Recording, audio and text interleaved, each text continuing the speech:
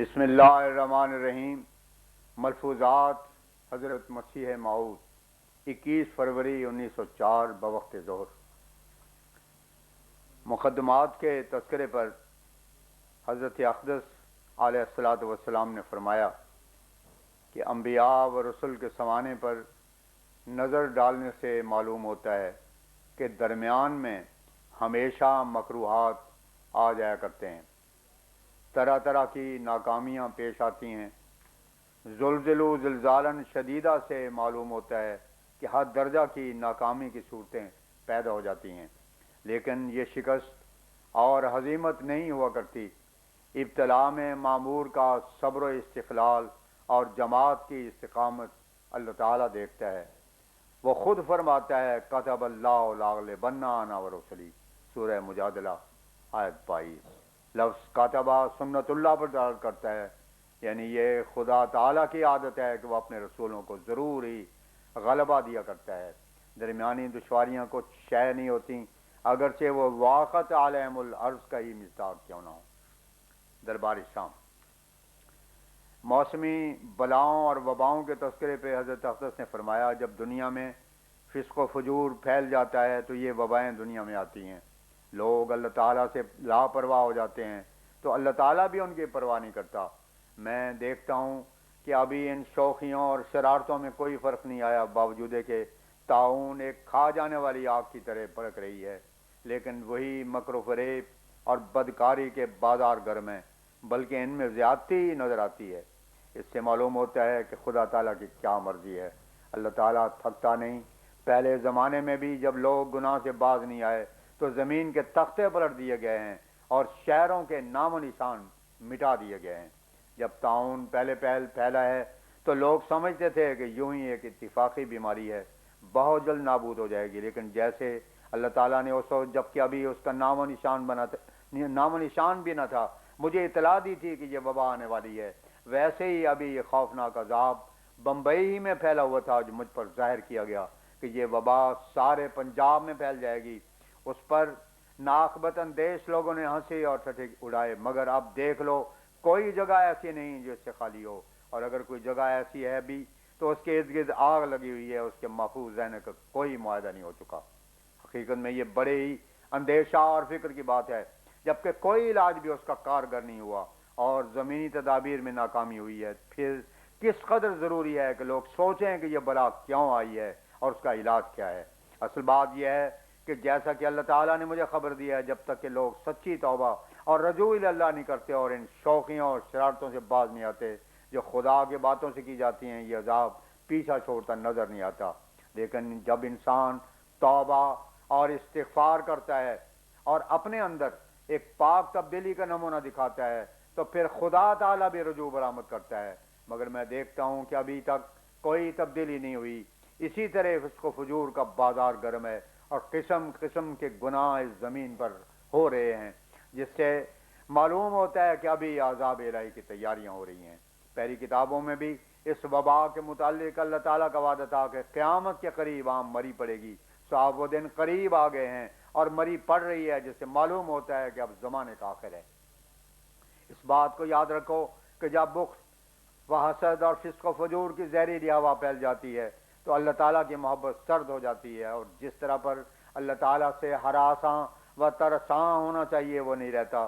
یہ ہوا ایسی ہوتی ہے جیسے بعض اوقات ہیضے کی زہریلی ہوا پھیلتی ہے اور تباہ کرتی جاتی ہے۔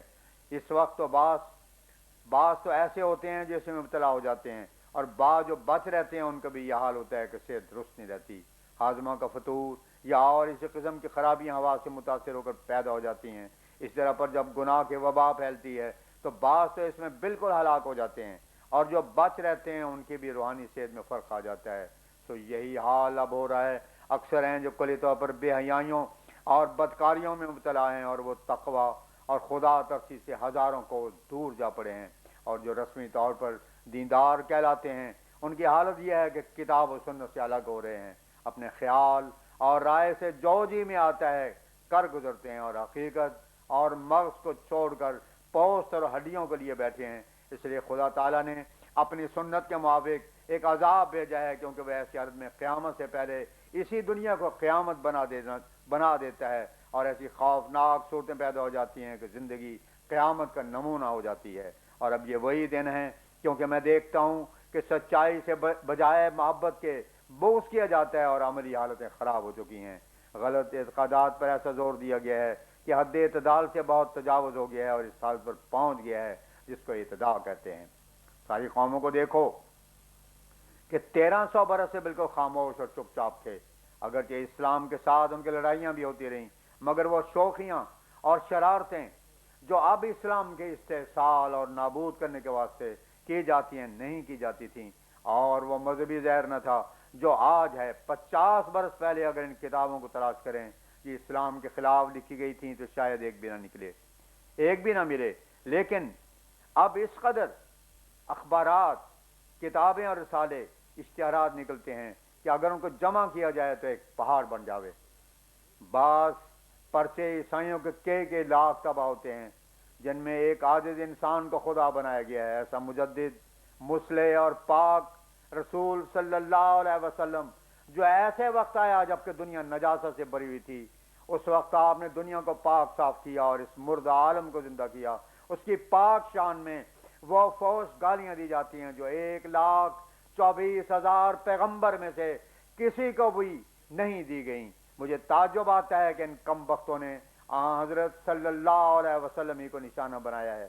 ایک عاجز ابن آدم کو خدا بنایا جاتا ہے، اور بدعملی اور بے حیائی اور جرأت سے کیا جاتا ہے۔ ام الخبائث شراب پانی کی طرح پی جاتی ہے، مگر اس پر بھی حضرت صلی اللہ علیہ وسلم جیسے پاک و مطہر انسان کی پاک ذات پر حملہ کرنے کے لیے زبان کشائی کی جاتی ہے۔ ان کے ملکوں میں جا کر اگر کوئی عفت اور پارسائی کا نمونہ دیکھنا چاہے تو اسے معلوم ہوگا کہ کفارہ کے کیا کیا برکات ان پر نازل ہوئے ہیں۔ جو بڑے مہذب کہلاتے ہیں ان کی یہ حالت ہے کہ وہ ہمتاً دنیا ہی کی طرف جھکے ہوئے ہیں، اور ایسے سرنگوں دنیا کے سامنے ہوئے ہیں کہ انہوں نے دنیا ہی کو خدا سمجھ لیا ہے۔ ان کے نزدیک انشاءاللہ کہنا بھی ہنسی کی بات ہے۔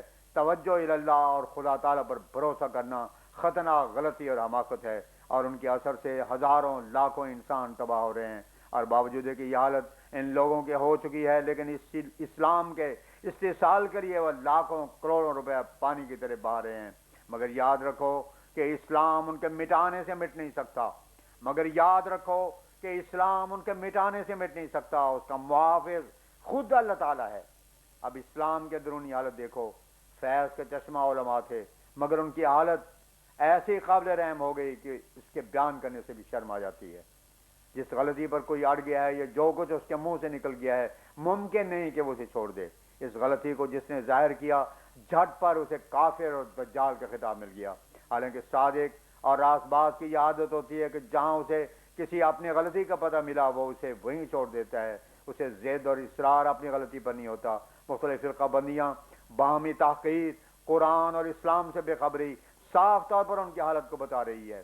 جو باتیں صرف دنیا تک ہیں ان کی سزا اور اثر بھی دنیا ہی تک محدود ہے، مگر جو امور عاقبت کے متعلق ہیں ان میں اگر سستی اور بے پرواہی کی جاوے تو اس کا نتیجہ جہنم ہوتا ہے۔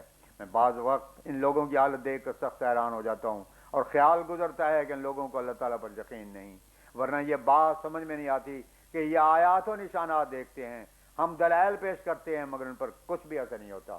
مومن کے سامنے اگر اللہ تعالیٰ کا کلام پیش کیا جاوے تو فوراً ڈر جاتا ہے اور جرأت سے اس کی تکذیب پر لب کشائی نہیں کرتا۔ مگر ان کی عجب حالت ہے کہ ہم اپنی تائید میں اول تو یہ پیش کرتے ہیں کہ خدا نے مجھے مامور کیا ہے، اور پھر اپنی تائید دعویٰ میں ہم آیات قرآنیہ پیش کرتے ہیں، لیکن یہ دونوں سے انکار کرتے ہیں۔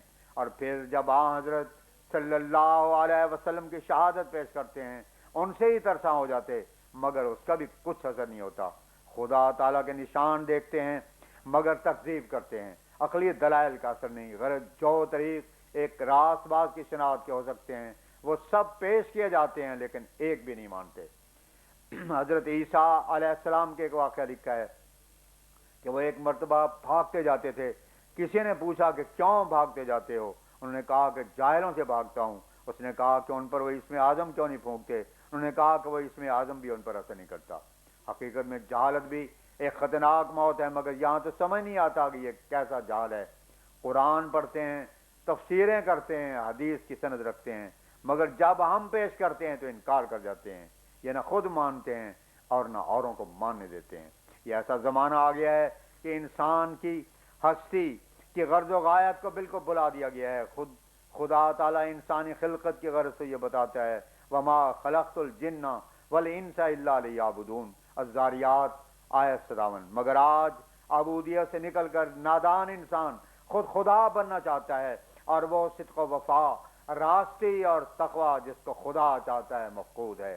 بازار میں کھڑے ہو کر اگر نظر کی جائے تو 100 آدمی ادھر سے آتے اور ادھر چلے جاتے ہیں، لیکن ان کی غرض اور مقصد محض دنیا ہے۔ خدا تعالیٰ اس سے تو منع نہیں کرتا کہ انسان دنیا میں کام نہ کرے، مگر بات یہ ہے کہ دنیا کے لیے نہ کرے بلکہ دین کے لیے کرے تو وہ موجب برکات ہو جاتا ہے۔ مثلا خدا تعالیٰ خود فرماتا ہے کہ بیویوں سے نیک سلوک کرو، عاشرون بالمعروف النساء 20۔ لیکن اگر انسان بعض اپنی ذاتی اور نفسانی اغراض کی بنا پر وہ سلوک کرتا ہے تو فضول ہے، اور وہی سلوک اگر اس حکم الہی کے واسطے ہے تو مجھے بے برکات۔ میں دیکھتا ہوں کہ لوگ جو کچھ کرتے ہیں وہ محض دنیا کے لیے کرتے ہیں، محبت دنیا ان سے کراتی ہے، خدا کے واسطے نہیں کرتے۔ اگر اولاد کی خواہش کرے تو اس نیت سے کرے وجعلنا للمتقین اماما، الفرقان آیت 75۔ اس پر نظر کر کے کرے کہ کوئی ایسا بچہ پیدا ہو جائے جو الہ کلمۃ الاسلام کا ذریعہ ہو۔ جب ایسی پاک خواہش ہو تو اللہ تعالیٰ قادر ہے کہ زکریا کی طرح اولاد دے دے، مگر میں دیکھتا ہوں کہ لوگوں کے نظر اس سے آگے نہیں جاتی کہ ہمارا باغ ہے یا اور ملک ہے، وہ اس کا وارث ہو اور کوئی شریک اس کو نہ لے جائے، مگر وہ اتنا نہیں سوچتے کہ کمبا جب تو مر گیا تو تیرے لیے دوست دشمن اپنے بیگانے سب برابر ہیں۔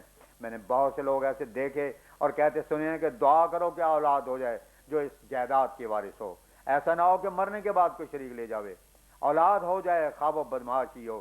یہ معرفت اسلام کی رہ گئی ہے، برخلاف اس کے مومن اگر مکان بناتا ہے تو اس میں بھی اس کی نیت دین ہی کی ہوتی ہے، لباس، خوراک، اس کا پھرنا غرض ہر کام دینی کے واسطے ہوتا ہے۔ وہ خوراک کھاتا ہے مگر موٹا ہونے کے واسطے نہیں، بلکہ اس طرح پر جیسے یکا بان کوئی دور جا کر اپنے ٹٹو کو نہاری اور خوراک دیتے ہیں تاکہ وہ اگلی منزل چلنے کے واسطے تیار ہو جائے اور دم نہ نکل جائے۔ مومن کی غرض بھی خوراک سے یہی ہوتی ہے، کیونکہ نفس کا بھی تو ایک حق ہوتا ہے اور اہل و عیال کا بھی، اور پھر خدا تعالیٰ کا حق الگ ہے۔ اگر نفس کے حق کی رعایت نہ ہو تو پھر وہ مر جائے گا اور یہ جواب دہ ہے۔ بس یاد رکھو کہ مومن کی غرض ہر آسائش، ہر قول و فعل، حرکت و سکون سے خواہ بظاہر نکتہ چینی کا موقع ہو مگر دراصل عبادت ہوتی ہے۔ بہت سے کام ایسے ہوتے ہیں کہ ظاہر اعتراض سمجھتا ہے مگر خدا کے نزدیک عبادت ہوتی ہے، لیکن اگر اس میں اخلاص کی نیت نہ ہو تو نماز بھی لعنت کا طوق ہو جاتی ہے۔ مومنوں کو کلو واشربو کا حکم دیا، اور جو خدا کے لیے نماز نہیں پڑھتے ان کو ویل للمصلین فرمایا۔ کلو ایک امر ہے، جو مومن جب مومن اس کو امر سمجھ کر بجا لاوے تو اس کا ثواب ہوگا۔ اسی طرح عاشروہن بالمعروف، امر کی بجاوری سے ثواب ہوتا ہے، لیکن اگر ریاکاری سے نماز بھی ادا کرے تو پھر اس کے لیے ویل ہے۔